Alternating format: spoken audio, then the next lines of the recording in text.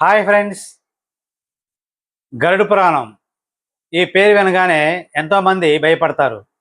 అయితే తప్పు చేసేవారే ఈ పురాణం పేరు వింటే భయపడతారు. తప్పు చేయకుండా దైవచింతనతో బతికే వారికి ఈ పురాణం వల్ల ఎటువంటి హాని లేదు. ఈ పురాణం ఎలా వెలుగులోకి వచ్చిందంటే, శ్రీ మహావిష్ణువు యొక్క వాహకుడైన గరత్మంతుడు మానవుల యొక్క జనన మరణాలను గురించి చూసి విచలితుడై, స్వామి, ఈ మనుషులు ఇలా జనన మరణ చక్రాల్లో బంధింపబడుతూ మోక్ష సాధనం గురించి ప్రయత్నించకుండా బతుకుతున్న వీళ్ళకి తరుణోపాయం అంటూ ఏదీ లేదా అని చెప్పి గరుడు శ్రీ మహావిష్ణువుని అడగగా, శ్రీ మహావిష్ణువు ప్రసన్నుడై గరుత్మంతుడికి బోధించిన పురాణమే గరుడు పురాణం.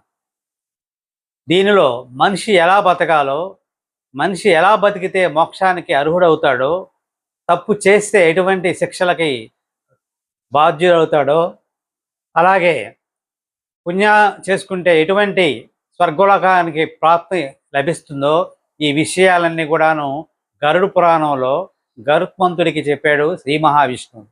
అయితే మన సంస్కృతిలో ఎక్కువ భాగం రామాయణ మహాభారతాలకే కేటాయించి వాటినే పదే పదే చెప్పడం ద్వారా ఈ పురాణానికి అంత ప్రాధాన్యత లభించలేదు. అట్లాగే నిర్లక్ష్యానికి కూడా గురైంది.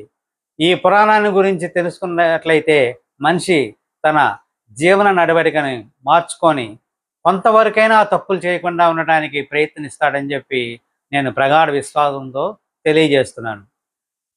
మీకు ఎపిసోడ్ల వారీగా మనిషి ఎలా జీవించాలి, తప్పులు చేస్తే ఎటువంటి శిక్షలకి అర్హుడవుతాడు, పుణ్యం చేస్తే ఎటువంటి ఫలితాలు లభిస్తాయో మీకు రోజువారీ ఒక్కొక్క ఎపిసోడ్లో మీకు తెలియజేస్తాను.